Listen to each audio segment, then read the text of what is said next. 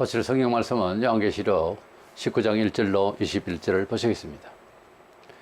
이 일 후에 내가 들으니 하늘에 허다한 무리의 큰 음성 같은 것이 있어 이르되 할렐루야 구원과 영광과 능력이 우리 하나님께 있도다. 그의 심판은 참되고 어려운지라 음행으로 땅을 더럽게 한 큰 음녀를 심판하사 자기 종들의 피를 그 음녀의 손에서 갚으셨도다 하고, 두 번째로 할렐루야 하니 그 연기가 세세토록 올라가더라. 또 24장로와 네 생물이 엎드려 보좌에 앉으신 하나님께 경배하여 이르되 아멘 할렐루야 하니, 보좌에서 음성이 나서 이르시되 하나님이 종들 곧 그를 경외하는 너희들아 작은 자나 큰 자나 다 우리의 하나님께 찬송하라 하더라. 또 내가 들으니 허다한 무리의 음성과도 같고 많은 물소리와도 같고 큰 우레소리와도 같은 소리로 이르되 할렐루야 주 우리 하나님 곧 전능하신 이가 통치하시도다. 우리가 즐거워하고 크게 기뻐하며 그에게 영광을 돌리세. 어린 양의 혼인 기약이 이르렀고 그의 아내가 자신을 준비하였으므로 그에게 빛나고 깨끗한 세마포 옷을 입도록 허락하셨으니 이 세마포 옷은 성도들이 옳은 행실이로다 하더라. 천사가 내게 말하기를 기록하라. 어린 양의 혼인잔치에 청함을 받은 자들은 복이 있도다 하고, 또 내게 말하되 이것은 하나님의 참되신 말씀이라 하기로 내가 그 발 앞에 엎드려 경배하려 하니, 그가 나에게 말하기를 나는 너와 및 예수의 증언을 받은 네 형제들과 같이 된 종이니 삼가 거리하지 말고 오직 하나님께 경배하라. 예수의 증언은 예언의 영이라 하더라. 또 내가 하늘이 열린 것을 보니 보라 백마와 그것을 탄 자가 있으니 그 이름은 충신과 진실이라. 그가 공의로 심판하며 싸우더라. 그 눈은 불꽃 같고 그 머리에는 많은 관들이 있고 또 이름 쓴 것이 하나 있으니 자기밖에 아는 자가 없고, 또 그가 피 뿌린 옷을 입었는데 그 이름은 하나님의 말씀이라 칭하더라. 하늘에 있는 군대들이 희고 깨끗한 세마포 옷을 입고 백마를 타고 그를 따르더라. 그의 입에서 예리한 금이 나오니 그것으로 만국을 치고 친히 그들을 철장하러 다스리며 또 친히 하나님 곧 전능하신 이의 맹렬한 진노의 포도주 틀을 밟겠고, 그 옷과 그 다리에 쓴 이름을 쓴 것이 있으니 만왕의 왕이요 만주의 주라 하였더라. 또 내가 보니 한 천사가 태양 안에 서서 공중에 나는 모든 새를 향하여 큰 음성으로 외쳐 이르되 와서 하나님의 큰 잔치에 모여 왕들의 살과 장군들의 살과 장사들의 살과 말들과 그것을 탄 자들의 살과 자유인들이나 정들이나 작은 자나 큰 자나 모든 자의 살을 먹으라 하더라. 또 내가 보매 그 짐승과 땅의 임금들과 그들의 군대들이 모여 그 말 탄 자와 그의 군대와 더불어 전쟁을 일으키다가 짐승이 잡히고 그 앞에서 표적을 행하던 거짓 선지자도 함께 잡혔으니 이는 짐승의 표를 받고 그의 우상에 경배하던 자들 표적으로 미혹하던 자라.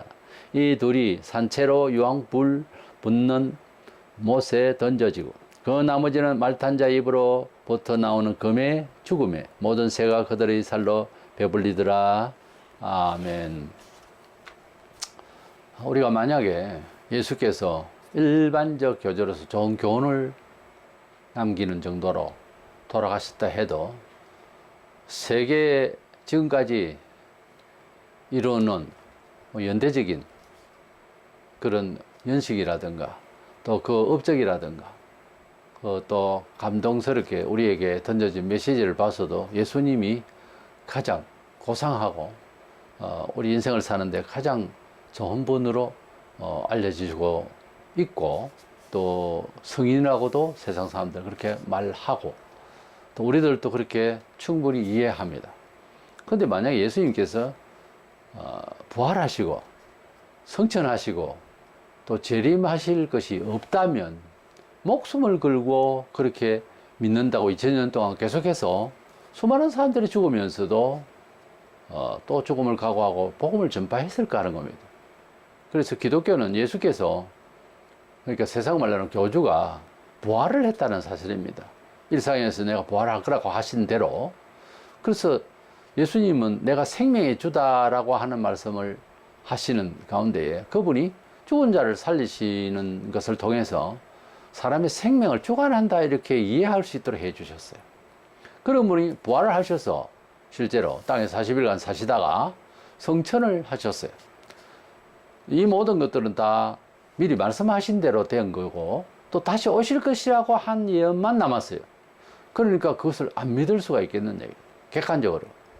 그래서 예수께서 부활 성천하셨고 재림하신 일이 없으면 기독교 2000년 역사에 정말 피의 역사라고 할 만한 환란이 많았는데 다른 종교를 선택하지 이렇게 어려운 그런 순교적 신앙으로서 맥을 이어올 수가 있겠느냐는 거예요. 그래서 우리에게는 다시 오실 예수 그리스도가 인생의 전부고 산 소망입니다.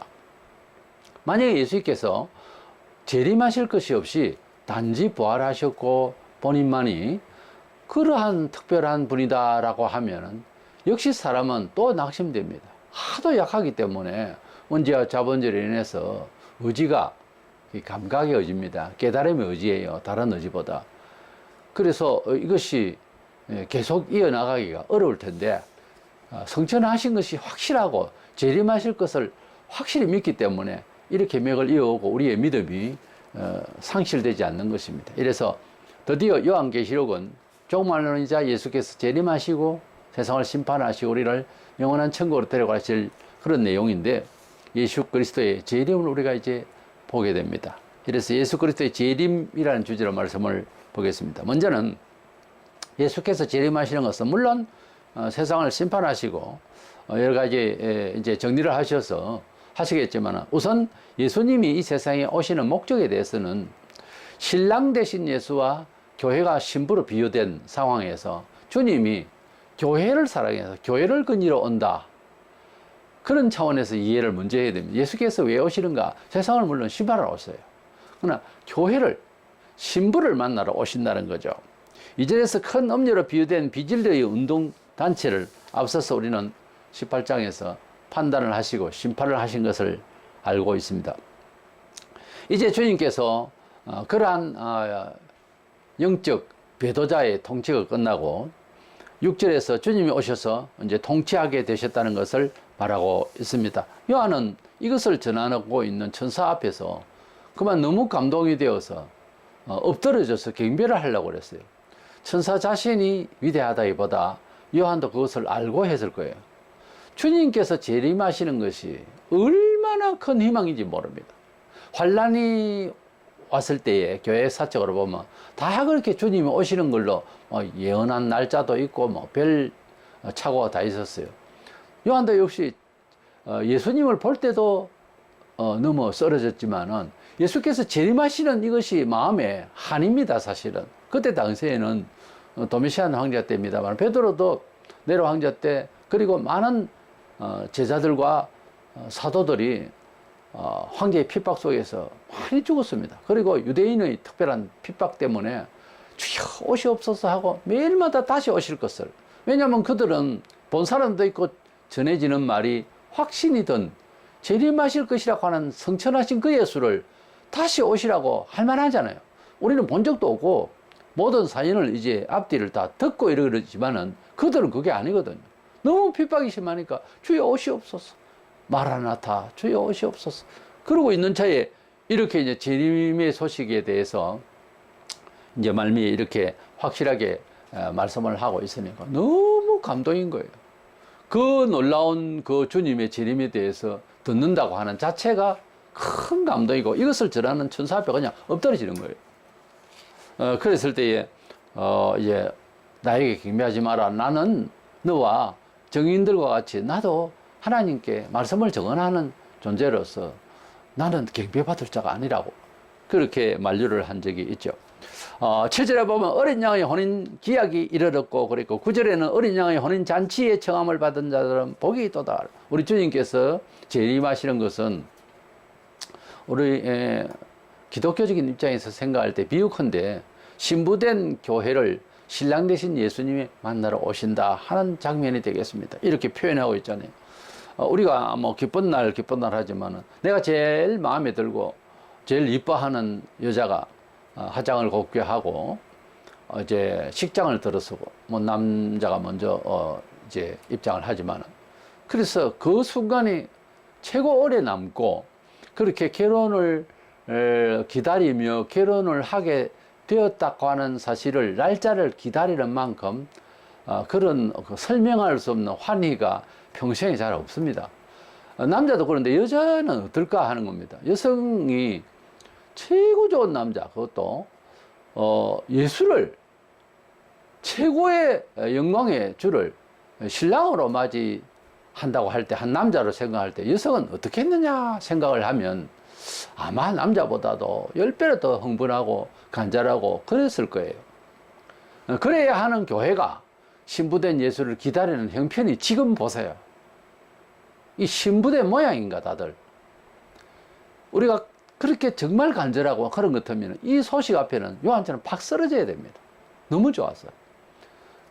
우리 세상에서 최고 달콤하고 아름답고 행복한 그것은 부부가 만나게 되는 혼인날, 부부의 잠을 자는 시간보다 혼인날입니다. 혼인하게 되는 이것은 역사적으로 자기 생애에서 가장 큰 일이에요. 가장 큰 감동의 시간이고 행용할 수가 없는 겁니다. 그래서 뭐 지금 세대는 마음에 안 맞아서 이혼들을 하고 많이 그러는데, 그래서 뭐 얼마나 편한지 몰라도 아마 처음에 우리가 결혼식을 올리기까지 좋아서 결혼을 하겠다고 하고 결혼을 날짜를 기다려 결혼을 했다면 그때를 생각해 보세요. 그때의 좋은 감정만큼 좋은 게 세상에 먹는 것, 입는 것, 뭐 걸치는 없습니다. 제일 좋을 겁니다. 그걸 자꾸 생각해서 들이게 되는 거예요. 지금의 내 기분으로서는 그때 기분하고 다르죠. 그래서 주님께서 믿을 때에 초기 믿음, 첫사랑을 버리지 마라, 그런 말씀이 있어요. 얼마나 중요하냐면 그게 어떤 면에서는 처세예요. 가장 좋은. 사람이 자꾸 변질되고 그 마음이 처음같지 않거든요. 경험을 많이 하면은 둔해져요. 신비감도 없어지고. 그렇지만은 절대로 변하지 않는 것이 처음 만남의, 처음의 그 사랑입니다. 그러니까 부부는 그것을 생각하는 것이 가장 아름답고, 이혼이라는 말을 함부로 하는 게 아닙니다. 성경에 없어요. 그런 식으로 이혼이라는 말을 할 수 있는 그런 여건이 없단 말이에요. 없는 말을 자꾸 하면 그건 벌이에요. 그걸 봐 쓰면 안 됩니다.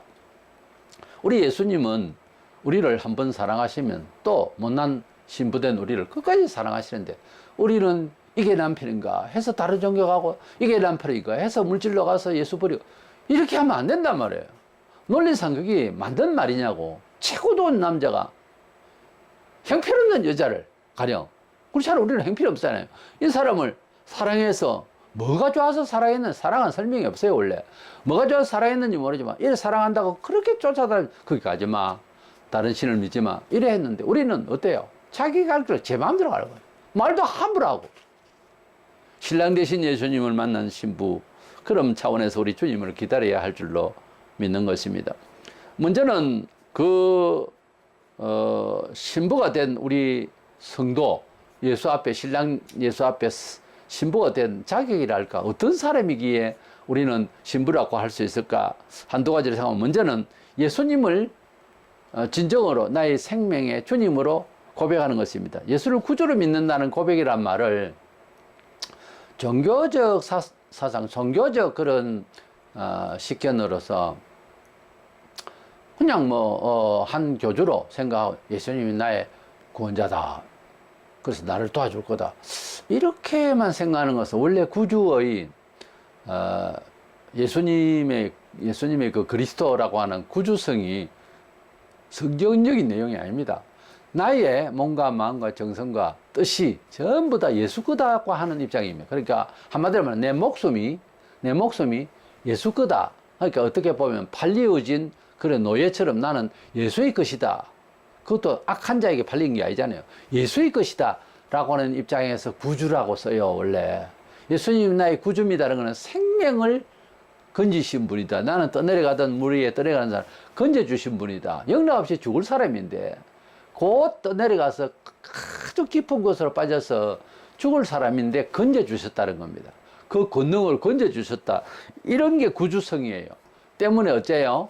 예수님을 구주로 믿을 때는 다른 종교도 인정을 한다거나 말로서나 생각으로나 뜻으로나 헷갈리거나 할 수가 없는 거예요. 오직 구주다. 그러니까 이산가족이 수십 년 만에 만났을 때에 음성이나 삼자가 볼 때도 꼭 닮았어. 그리고 자기도 확실하고 그래서 확신을 가지고 목소리도 같고 뭐 등 뒤에 점이 있고 손이 어떻게 되고 완전히 선전한 대로 그렇게 찾으려고 한 요목대로 다 들어맞아서 부모를 만났습니다.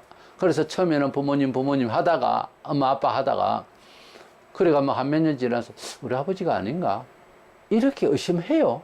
안 합니다. 그렇게 아닌 사람도 엄마 아빠가 되어 주셔서 감사합니다 하고 살아가는데 진짜 만났는데 의심을 해요. 예수 믿다가 신랑 맞나? 내 신랑 맞나? 돈이 내 신랑 아닌가? 다른 종교가 내 신랑이 아닌가? 이게 말이 되는 겁니까? 저는 신앙적인 것을 다 초월해서 고백되어지는 2000년 동안의 기독교 역사에 성도들의 고백이라는 게 있어요. 믿음의 비밀이라는 게 예수님만이 참 구주라는 것을 아주 확신합니다. 그것은 그냥 세상의 어떤 경험보다 더 확실해요. 어쩌면 육신의 부모보다 육신의 부모를 의심을 할 수가 없지만 말하자면 육신의 부모를 의심하는 것보다 더 주님을 의심할 수가 없다는 거지요. 부모를 의심했지. 이 거듭남이라고 하는 것, 주님을 만남이라고 하는 것은 긴가민가 하는 것이 한 번이라도 올 수 있느냐 하는 거예요. 난 그게 참 의문이에요. 예수님을 믿는다고 그래 찬송하고 눈물까지 흘리고 박수치면 찬송하고 하던 사람이 그럼 예수님을 뭐 버려버렸다. 내 자신이 헷갈려요 그때는. 그럼 뭐 이제 어떤 사람은 타락했다, 변질됐다. 그러므로 한 번 선택한 사람은 영원히 구원을 받는 것도 아니다.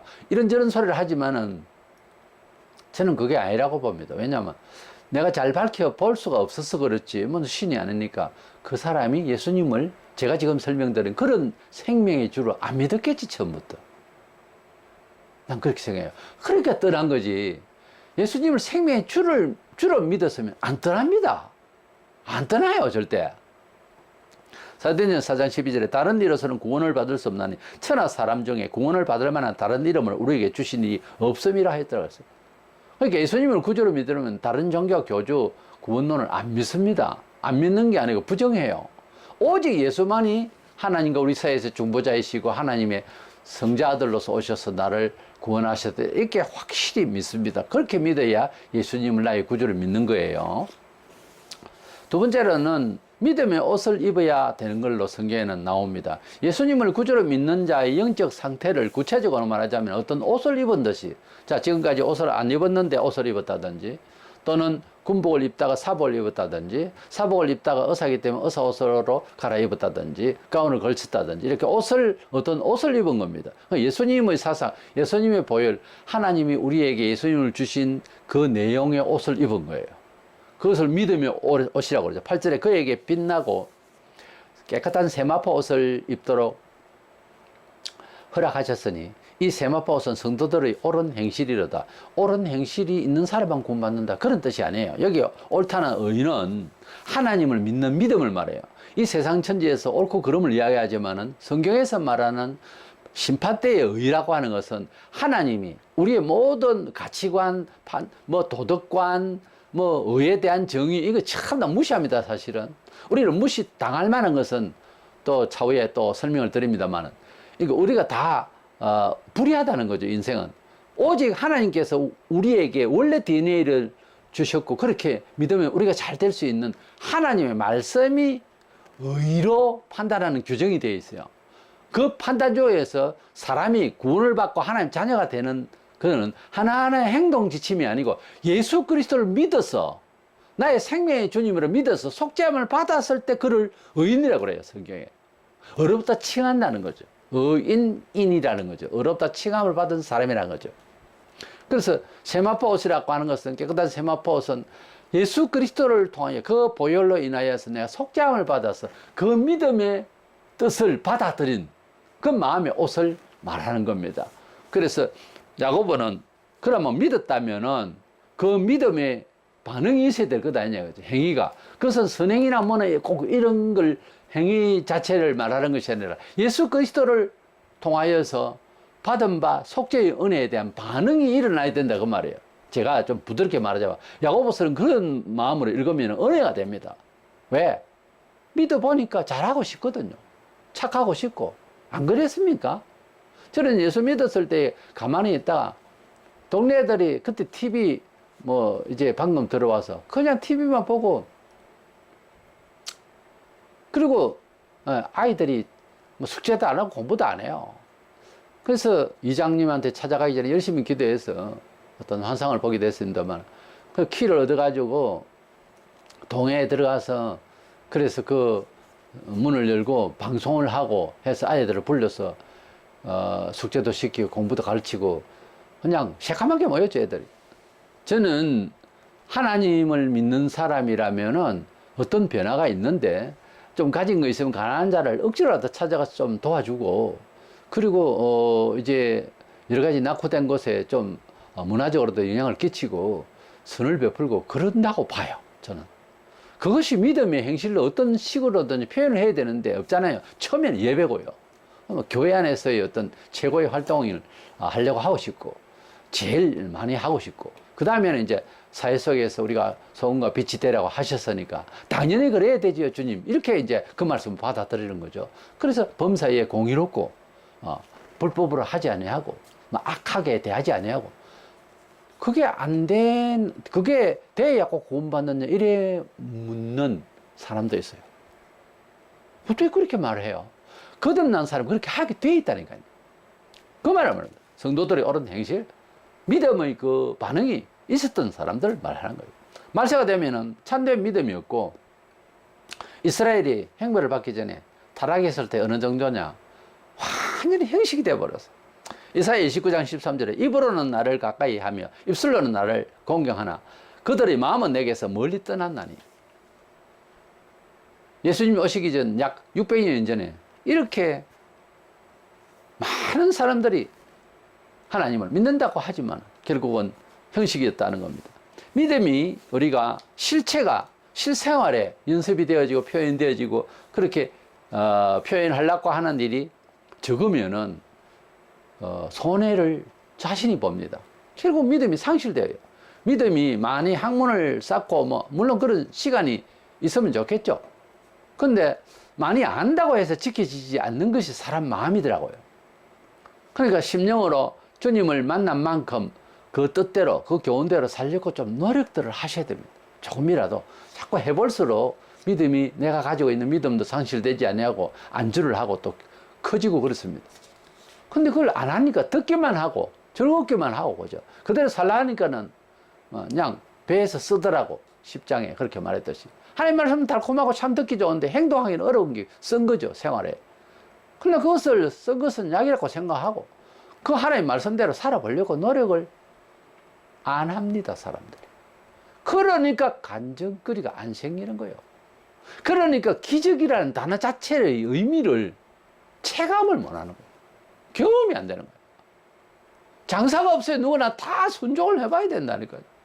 순종하면 어떤 건데? 사람 미칩니다. 자존심 깨어져야 되지요. 알고 있는 주관이 무너져야 되지요. 조금 여유를 가지고 눈을 뜨고 주님만 바라봐야 되지요. 내 생각에 목이 끝까지 차가 있는데도 어렵습니다. 힘듭니다. 어떤 때는 손해를 아예 보고도 참아야 되는, 사람 미친다니까요. 그러나 그것을 통과하다 보면은 너무도 감사한 희한한 지각이 우리 속에서, 내장에서부터 시작해서 막 용솟음칩니다. 너무너무 좋은 거예요. 두 번째 생각은 이 세상에 지금 세력이 있고 돈이나 권력, 이 모든 것들은 결국은 다 심판받는 날이 온다고 하는 사실 앞에 우리는 너무 억울함을 당해도 참을 수 있고, 어느 정도껏 너무 심하면 법적으로도 좀 이렇게 제재를 해서라도 당신이 해도 너무했지 않느냐, 이런 정도는 정리가 돼야 된다 하는 차원에서 법을 따르는 것이고 법을 이용하는 것이지, 성도들만 하면 그냥 참아야 됩니다.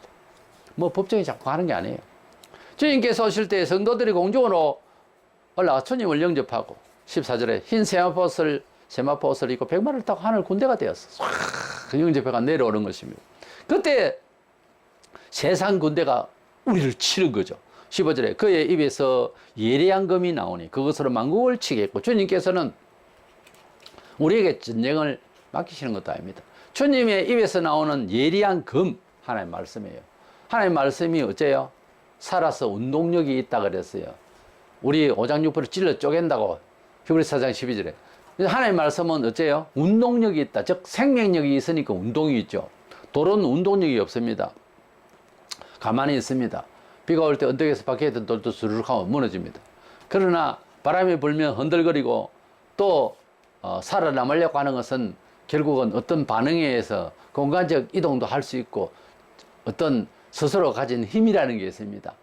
그러나 힘이 없는, 생물이 없는, 생명이 없는, 운동력이 없는 것은 그냥 쓸어 내려가는 거죠. 우리가 하나님 말씀을 어떻게 봐야 되나 하면은, 태초에 하나님께 천지를 창조하실 때 빛이 있으라 하니까 빛이 팍 생겨버렸어요. 말이 씨가 된다는 말이죠. 말 자체에 능력이 들어가서 그렇게 만들어지는 겁니다. 사람은 흙으로 이렇게 디자인 하시거나 하는데 코에 생기를 불으니까 움직이는 자가 됐지만은, 짐승들도 흙으로 만들었었는데 흙을 빚으시고 일일이 토끼, 호랑이, 사자 이렇게 만드신 것이 아니라 그냥 말만 했을 때 그대로 생겨나지게 된 거죠. 이래서 하나님의 말씀은 생명력과 운동력이 있어서 뭐라 하면은 그대로 되어져요. 그렇기 때문에 그런 말씀의 영향을 받는 우리가 바로 성도들인데, 성도 어디 가서 하는 말 한마디가 멋지다가 아니라 영광스럽게 역사가 나야 됩니다. 논리적으로 볼 때. 왜냐하면은 회장이 잠시 자리를 비웠을 때 회장 아들이 다 성장하고 충분히 그것을 부회장으로서 역할을 하고 있는데, 회장이 해야 할 말을 대동할 수가 있어요. 그럼 그것이 그대로 능력이 나가는 거죠. 동네 이장이 대통령의 담화문을 읽어주고, 옛날에는 글도 모르니까. 근데 방송을 하면은 이장이 대단한 것이 아니고 그것도 어디서 대단할 뿐이지, 그 담화문은 대통령의 음성이라 말이에요. 대동하는 거라 말이에요. 대통령의 말이라는 말이에요.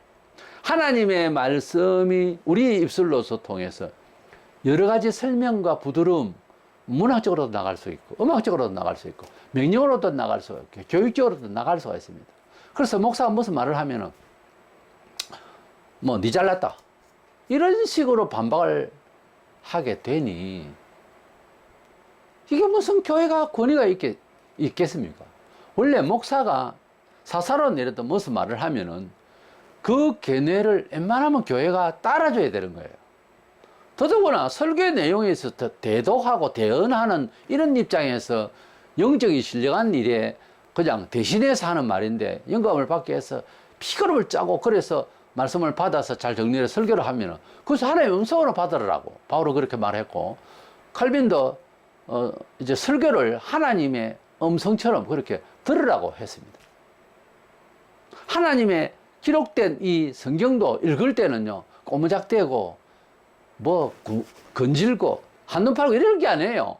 하나님의 음성을 들을 때 모습 일어섰다니까. 옛날에는 구약 시대 때 하나님의 말씀을 하면 지금 바로 계시하는 음성으로 들어야 된다 이게. 우레스러 같은 큰 음성으로 들리는. 그래서 하나님 말씀을 봉독하는 사람은요, 큰 소리로 좀 강력한 힘으로 읽어야 된다고 봅니다. 그래서 하나님의 말씀을 듣는다는 사람, 그 시간마저도 예사롭게 부시되면서 하나님 말씀을 읽고 있는데, 설명은 설명이라 하지만, 설교는 설교라 하지만, 하나님 말씀을 읽는데도 그냥 몸을 부시대, 그리고 그 예배 제대로 들으는 게 아니에요. 하나님 말씀이 바로 들리는데도 그러는데, 설명하는 거에 모조가 있어요.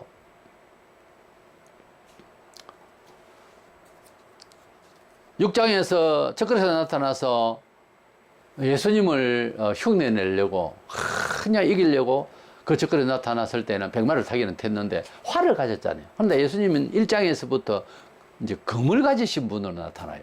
그래서 우리 예수님은 1장에도 검을 가지신 분이고, 본장에도 재림하실 때도 날선 검을 가지고 나오셔서 그렇게 이 세상의 군대를 이기시는데, 그 검은 뭐예요? 하나님 말씀이에요. 그러니까 하나님 말씀이라는 말이 어떻게 들었냐? 예수님이 하시는 말씀이 곧 하나님 아버지께서 주신 말씀이라 그렇게 했잖아요. 그 말이 필요할 때마다 그냥 교훈할 때는 교훈으로 하고요, 하시면서 성령을 받아라 그러면 성령이 이제 임하는 거예요. 예수님께서 예수님을 잡으러 온 병정에게 예수를 잡으라 하다가 내다 하니까 팍 쓰러지는 거예요, 그 자리에서. 그런 이제 말씀하시지 않는 범위가 뭔가 하면, 내다 어쩔 건데 너 죽고 싶냐 이런 우리식으로 말하자면 그렇게 이제 될 수도 있겠죠. 그래 내다 이러니까 그 자리에서 쓰러져 버렸거든요. 고기를 잡으라, 깊은 데 가면 고기 있을 것이다 던졌더니 고기가 막 엄청 잡혔잖아요. 예수님이 무슨 말씀을 하시는 것은 그대로 되어지니, 예수께서 말씀을 하신다고요. 어떻게 해요? 세상 군대가 우리를 치잖아요.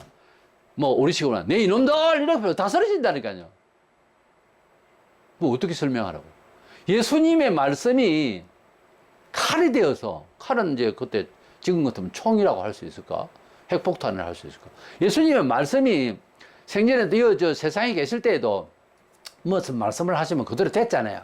귀신이 나가고 나사로야 죽은 자를 나오라 하니까 또 죽은 사람이 또 살아나버리고, 바람아 잔잔하라 조용하잖아요. 파도야 잔잔하라 조용하잖아요.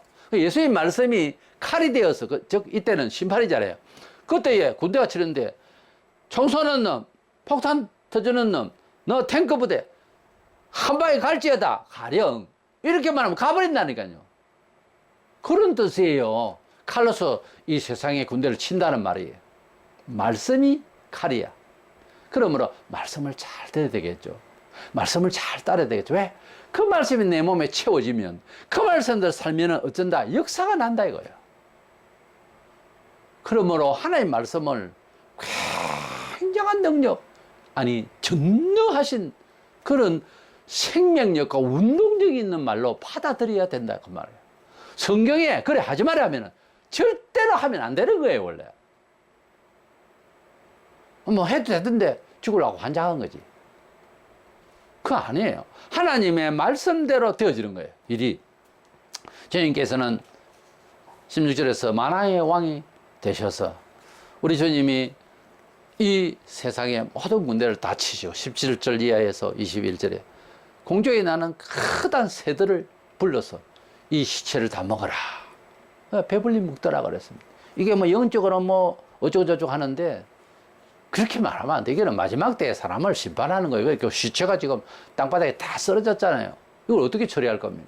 물론 뭐 화학적으로 뭐 불을 질러서 할 수도 있지만 공중에 나는 새들에게 먹어라 그렇게 말하고 있습니다. 여기 20절에 짐승이 잡히고 그 앞에서 표적을 행하던 거짓 선지자도 함께 잡혔으니 이는 짐승의 표를 받고 그 우상에 경배하던 자들을 표적으로 미혹하던 자라. 이 둘이 그러니까 그리스도와 거짓 선지자를 산채로 유황불 붙는 못에 던지고, 이놈을 둘을 딱 잡아서 산채로 유황불 붙는 곳, 바로 지옥불에다가 바로 던지더라는 겁니다. 우리는 정말 예수 믿기 전에는 인생이 어디서 와서 어디로 바라보는데 그 바라보는 소망에 대해서 왜 그렇게 생각하고 목적을 두고 있는지를 모르고 살고 있습니다. 예수 믿기 전에는 절대로 알 수가 없어요. 분명한 것은 예수님을 사람이 나면은 먼저 믿어야 됩니다. 인생이 뭔지를 알고 살아야 됩니다. 내가 누군지를 주제 파악이 안 되고 어떤 그룹이나 거기서 엉뚱한 소리를 하거나 행동을 이상하게 채우면 주제 파악하라 그러잖아요. 우리 인생이 살면서 자기 생애만큼 귀중한 생이 어디 있습니까? 남이 옆에 부부도 그렇게 협력은 좀 할 수 있지만 잘 할 수가 없죠. 그러나 자기 인생을 정말 컨트롤하는 데서 여러 철학이 있고 학습을 하고 교양을 하고 뭐 배우고 익히고 하겠지만은 우리 옛날에는 유교사상에서 윗대로부터 주신 대로 그저 교훈 대로 사는 것이 잘 사는 것으로 자기를 자기화 만드는 것으로 생각을 했습니다만 지금은 그것이 잘못됐다고 하는 것도 있기 때문에 우리 하나님의 말씀대로 나를 교정해 나가기 위해서는 남이 대신 못하잖아요. 최선을 다해서 하나님 말씀대로 자기를 컨트롤할 수 있도록, 즉 내가 내를 컨트롤하는 것이 아니라 내가 받은 바 은혜의 말씀 안으로 나를 귀속시키는 훈련이 평생 갑니다. 죽는 순간까지 그렇게 하는 거예요. 의지가 있는 난 최선을 다해서 주님의 뜻대로 살려고 노력을 할 때에 그것은 어떤 면에 있어서는 성도들은 처세가요 자기를 컨트롤이 잘 안 되잖아요. 그랬을 때는 해보는 거예요. 전도도 해보고 해보는 거예요. 흥우도 듬뿍 해보고, 왜? 할 만한 마음을 오늘 열어서 한번 해보자. 해보기도 하고 해보는 거예요. 도저히 용서할 수 없는 놈을 내가 딱 때려 죽이고 싶은 심정이 들어도 사랑한다. 사랑 안 해 지금은. 자꾸 말로 사랑한다. 사랑한다. 불쌍하다. 불쌍하다. 자꾸 그런 마음을 가지더라도 하여튼 마인드 컨트롤 하더라도 어쨌더라도 그를 사랑해주고 용서해야 된다. 용서해야 된다. 내가 법정에 가서 돈을 100만 원을 받고 1000만 원을 더 받아낸들 뭐 하겠냐. 용서하자. 주님은 내 목숨을 위하여서 목숨을 버리셨다. 막 자꾸 암송을 하는 거예요. 자기를 자꾸 되뇌이는 거예요. 그래서라도 용서를 해보면 결국은 좋은 결과가 와요. 사실은 우리는 예수를 믿고 천국 갑시다 하는 이 전도가 사실 생애의 전부입니다. 내 자신 더 잘 살고 행복하기 위해서 내 자신만을 위하여 컨트롤하는 것보다 남의 영혼을 걱정하고 전도하는 마음으로 사는 것이요, 가장 자기를 잘 다스리는 거예요. 알고 보면. 그래서 전도하는 사람들 보면 얼굴이 새까맣게 타기도 하고 왔다 갔다 하면서 뭐 옷 입은 것도 그래 뭐 그냥 예사로 입어도 그냥 단정하기는 하죠. 형편없이 미친 듯이 다닙니다. 왜 그런 줄 압니까? 자신 너무 기분 좋은 거예요. 너무 좋은 거예요. 너무 좋은 거예요, 그게. 그래서 그러는 거예요. 진짜 행복한 사람은요, 전도하기 위해서 또 전도도 뛰어다니면서 하는 수도 있고요. 인터넷 통해서도 애를 쓰고요. 또, 뭐 그렇습니다. 물질적으로도 공개하고요. 그래서 또 협력하고요. 무엇보다 기도 많이 하고요.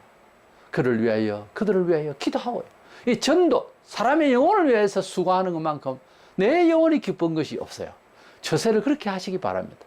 내 자신을 위해서 더 잘 먹고 잘 입고 하기 위해서 나 바빠요, 기도 못 가요, 예배 못 가요, 이것이 아니고 공동체가 나를 기다린다, 목사님 나를 기다린다, 이건 내 뜻이 아니잖아요. 그렇게 가는 것이 훨씬 나를 더 잘되게 하더라는 거죠. 세상 천지 남을 위해서 살고 또 보이지도 않는 예수를 위해서 산다는 것이 불신자에게는 굉장히 손해가 되는 것 같고, 헌금 조금 가져가는 걸 집안 돈 다 가져간다 그러고 막 그래서 비난하지만 안 그래요. 안 그래요. 우리가 주님을 위해서 헌신하고 우리 성도를 위해서 또 불신자를 위해서 또 악한 자를 위해서까지도 헌신하고 용서하고 열심히 전도하는 마음으로 삶을 살면요, 얼마나 자기 자신이 행복한지 몰라요. 그것은 심리적 효과가 아니라 주님이 직접 영혼을 붙들어 주세요. 그 경험이 됩니다. 지켜주심이라는 말을 그렇게 수도 없이 해도요, 경험해 보세요. 완전 신비입니다. 이렇게 손이 딱 와가지고 딱 잡고 있는 것 같아요. 그게 없으면 내가 나를 컨트롤하는데 내 스스로 하고 있구나, 본성대로 하고 있구나, 이렇게 반성하시고, 이래서는 안 되는데 남이 얼마나 허하고 불편한 점이 있는가 막 살펴서 도와주시기 바랍니다. 그러면 그냥 우리 속에 주님의 손이 임재하고 편안해집니다. 영혼이 평안한 만큼 더 평안한 게 어디 있겠습니까? 돈을로 물질로 아무리 치부를 해도 내 영혼이 불편하면 어떻게 살아요? 우리는 다시 오실 주님을 기다리는 마음으로 이 세상을 다 참고 인내하면서 살기를 원합니다. 지금 주님이 오실 날이 많은 사람들이 뭐 예언을 30년 남았다, 뭐 50년 남았다, 100년 남았다는 사람이 잘 없어요. 얼마나 초조했으면 날짜 예언은 성경적이지 않습니다만 네트워크가 되니까 모든 시사를 우리가 한눈에 뭐 외국 것도 한 30분 안에 상황을 다 알아요. 30분 전에 일들은 전부 다 브리핑이 다 되고 있어요. 바로바로 보듯이 그렇게 됩니다. 그렇게 되다 보니까 세계가 지금 완전 타락하고 완전 무너져 있어요. 모든 질서가 지금 너무너무 위험합니다. 이런 때 주님 오셔서 공의의 심판을 하실 날이 다 돼간다. 그리고 뭐 이단들도 많이 있지만은 좀 무서운 세대입니다. 사람들이 이단이 와 나타나고 예수님이 왜 오시는 거? 사람이 너무 악하기 때문에 그렇습니다. 길거리에 나가보세요. 10대 청소년들부터 시작해서 이 사람이 아니에요. 사람이 아니에요. 말하는 게 너무너무 무서운 거예요. 이런 때에 우리 주님이 오시는 것이 우리의 산소망이 되어서 입가의 미소를 떠나지 않게 우리 마음속에 희열을 안고 그래도 우리 주님을 기다리고 있다. 이래서 죽어가고 있는 영혼들 위하여서 함께 합심하고 위하여 서로 헌신할 수 있는 그런 우리가 되어서 한 몸이 되어서 희망찬 우리의 삶이 오히려 이런 악한 세대에서 기쁨을 우리 마음속에 가득 채워서 살아갈 수 있는 저와 여러분 되시기를 주의 이름으로 축원합니다.